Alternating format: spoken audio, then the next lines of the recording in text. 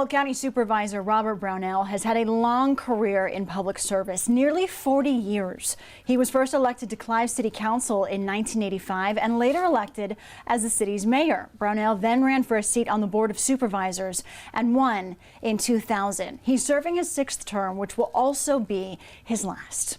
I sat down with him as he explains his decision not to run for re-election.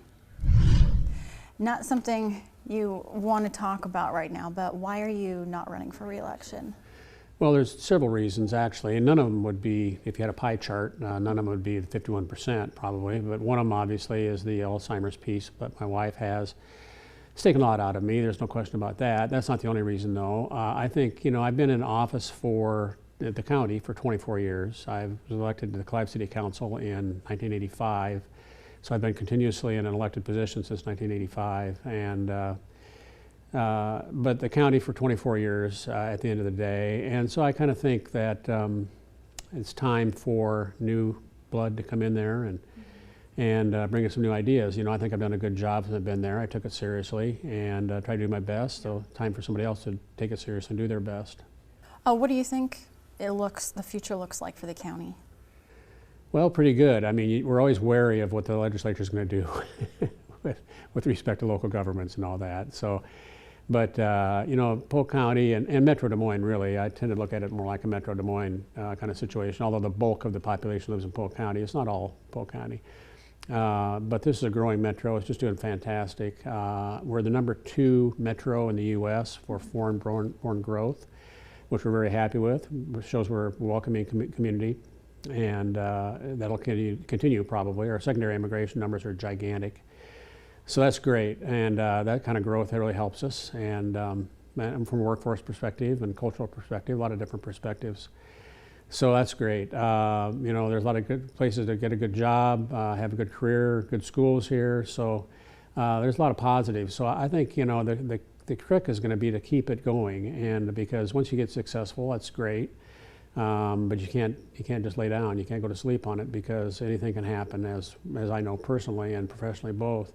A lot of things can happen you don't expect, and there you are. Pandemics, for example, those kinds of things. I mean, nobody saw that coming either.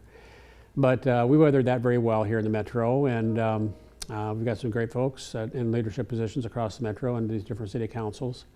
So, I think those are good. We've got certain challenges out there, of course, but, overall, I think the city councils and mayors in this region are very much focused on their own areas, yes, but they're also kind of focused on what's the greater good, and that's kind of rare. I've been to a lot of different communities. I'm not from here myself, but I've been to a lot of different communities that have a lot of suburbs, and they tend to fight a lot.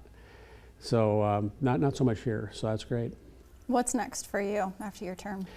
Well, I want to get involved in the Alzheimer's Association. I'm meeting with them in a couple of weeks, and I don't know what they want me to do. Whatever they want me to do, this will be an important issue for me the rest of my life. So if they want me to sweep the floor, I'll do that. Hopefully it'll be something more impactful than that. But if they want me to be a group facilitator, I'm happy to do that. They want me to do more lobby, this kind of thing. I'm happy. Whatever they want me to do, I'll do. They're a great organization. They've got great resources and they do good work. So I'm anxious to get started with them, but it's a couple of years off. Yeah. How are you feeling right now? Your term ending, and then everything that you have been navigating. That hasn't been so hard to figure out. It'll probably hit me later on because I'm not stepping down. I mean, I'm just not running in 2024, so I've got a couple of years left. So I really have thought about that much. I've got stuff on the front and back burner both at the county. So that goes on for a while. As far as the personal part, that's very tough. It's some parts of it really surprise you. For me, the biggest surprise was the holidays. I thought that'd be no big deal. The positives of the holidays I thought would overweigh the negatives because I could see the negatives coming up because I'd be without my wife. But it was a lot harder than I thought, and I think caregivers find that probably too. It just is a very, very tough time because our culture is so focused on the holidays and bringing families together and everything, and now you have a family member that's not there anymore. So it's very, very hard to get used to. But since holidays have been over, I talked about in my article the miracle of friends and family, and that has been a real miracle because I've got some great friends that have just been beside me all the way, and my family's been terrific too. So you can't focus on the negative. You got to focus on the positives, and my friends and family have been a positive. And you are also doing a very positive service in sharing your experience in what you have had to navigate, with your wife's health and your own health. A conversation that needs to be had, to help other people also going through health challenges. Right. And I wrote the article in the Register kind of directed towards the caregiver community, and thinking Alzheimer's caregivers, but really caregivers of all kinds. As I said to other folks, we've heard from caregivers across the country really that are maybe caregivers for ALS or Alzheimer's like me, or brain injuries, cancer. I mean, they're all caregivers, and they all have the same kind of emotional dynamic going on because they can't do anything really to help other than care for their loved one. And that gets it gets pretty emotionally tough. And when your emotions are running away with you, you tend to not take care of your body so much. And then that's why they call geriatricians will call us caregivers in general patient number 2, because we're bound to become the next patient because of the stress causes PTSD and depression and cardiac issues, lots of problems. You can imagine the problems.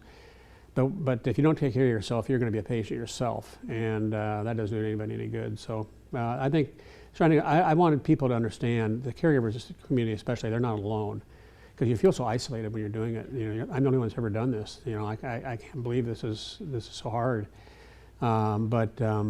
And it can change so fast. Yeah, and in my case it did. I mean, I'd get one behavior kind of accommodated, and there'd be 3 or more pop up the next day that I'd never seen before. So it just overwhelmed me, and I think I'm not the only one, obviously. I don't want to make it sound like I am, but caregivers need to know they're not alone. It does provide some comfort to know that, and I hope I provided some comfort for them. Yeah, you're not, showing that, making people feel seen, and then also to say it's okay. There's people to support you. Right. You don't have to carry it all. Right. One of the best things I did was, was find some Alzheimer's support groups. And they don't have to be Alzheimer's support groups. There's ALS support groups. There's all kinds of support groups. And the fact that there's so many tends to, I think sometimes people think, well, there's so many because it's a scam or because it doesn't work, and they're trying to make something work. It does work. Mm-hmm. It does help. It helps to go talk and have somebody tell you about their experiences and what they've done and what they're going through. It helps a lot. Now in my case, the Alzheimer's and my wife, Jenna, moved so quickly that I knew the beginning game and I knew the end game both. And a lot of these folks have been dealing with Alzheimer's for 10, 12, 14 years. Very slow moving stuff. And I want to emphasize this too, Samantha.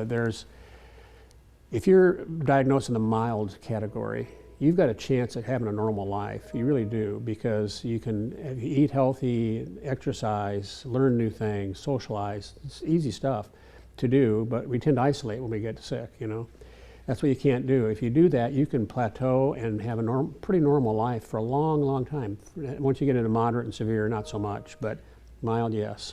And the pandemic made that inclination to isolate even more. Right. So this is an extremely important conversation to have. It really did, and that's what you don't want to do. And that's what I did too. I did the opposite of what I should have been doing. I wasn't working out, I was isolating, I wasn't eating right.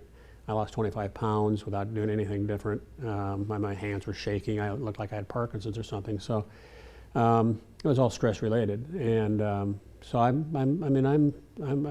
very sensitive to that. And I think the emotional toll it takes is one thing, but the emotional toll can take a physical toll too, and then you're not any good to your loved one. Yeah.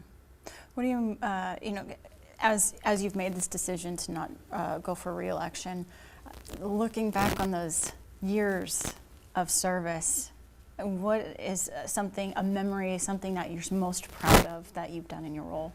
Oh, probably Iowa Event Center. It was a 3-2 vote, and it was the hardest vote I've ever made, and because we had people screaming at us, threatening us, because the Board of Supervisors was going to basically bond for $230 million to build the Iowa Event Center. Of course, all of it was supported by Prairie Meadows revenue, but people were concerned that there'd be their property taxes. And this is right after the failure of Prairie Meadows in the 90s, so people had that fresh in their minds. And we took a lot of criticism for that. But Angela Conley and I and a guy named Nathan Brooks, who's a county supervisor at the time, voted for it. And Nathan was, there's a great vote of thanks from this community, because without him there wouldn't be Iowa Event Center. Since it's been gone up, we've had 3 NCAAs, we've had Final Four women, Elite 8 to go to the Final Four women. We've had A-list concerts. Iowa Event Center has been terrific. We used to invest, not invest, but support the convention complex and vets to the tune of $2 million a year subsidies. Now we get $2 million a year from the Iowa Event Center because they make money. And so it's been a tremendous, tremendous thing for the community. Tough vote, but I'm glad I made it. That's a great memory, and it'll be there forever. Knowing what you know now in everything that you have navigated, getting involved with the Alzheimer's Association and learning the heaviness a caregiver shoulders, what do you wish you would have known? What have you learned through this experience? What do you want to share that will help other people? I think the dynamic of, especially with men, I think, that people said, Bob, this will be the hardest thing I've ever done. This will be a tough journey. It's going to be really hard. I just scoffed. I can handle this. I solve problems. I don't run from them. We'll be fine. We'll get through this, no problem. It'll be years before we have to do anything different than just living at home like we do now. That was so wrong. I wasn't up to it. I thought I was. And I think a lot of caregivers would say the same thing. I'm up to this. I can handle it. You can't. It is, especially in a fast-moving brand like Jenna had, it just overwhelms you eventually, and it's very tough. So I guess when somebody tells you that it's going to be tough, it's going to be a hard journey, they're not trying to scare you, they're trying to help you. And you don't, I think men especially don't take help very well. And so I kind of wish, looking back, I'd have gone more for help earlier. That's an important message, be kind to yourself. Yeah. And there's support. Right. And it's anyone who's been in a caregiver position knows the stress is constant. Well, people say, let me know if I can help you. And we just go, well, whatever, you should take them up on it, believe me. Yeah, absolutely. Anything else, when you looking forward for the county? You are confident, it's got it in the right hands, it's only going to get better from here in the future. Our best days are ahead of us, I think. And I'll continue to be part of things. I'm on several boards. I'll stay on those probably for a while at least. There's a lot of challenges out there. Mental health is a big challenge right now, as you know, especially among young people. That's something we are pouring ourselves into very hard. At least a couple board members and I are. So that's one thing. Affordable housing is another big piece. That's something that I think we're getting a handle on it. But the handle we're getting is a small handle because we're short 11,000 units based on 30% of income going towards housing. So that's a lot of units, but we're making progress, and that's the good thing. You can't solve these problems overnight, but it's a fundamental building block. People cannot get a good education. There's a lot of things they can't do without a home to live in, and so that's a big piece. A lot of things going on. There's always some project going on where you could say, well, I want to make sure this gets done before I leave. That goes on forever. I mean, you can never stop that. So at some point I get out of the line and say I'm done and let somebody else take over and put themselves into this position of doing a good job, hopefully, and contributing to the county. You, as we speak, you are doing just that, opening conversations around mental health and just, authenticity and coming together as a community. So thank you so much for sharing very personal challenges that you're navigating. It's going to make a big difference. Thanks, I hope it helps. Yeah.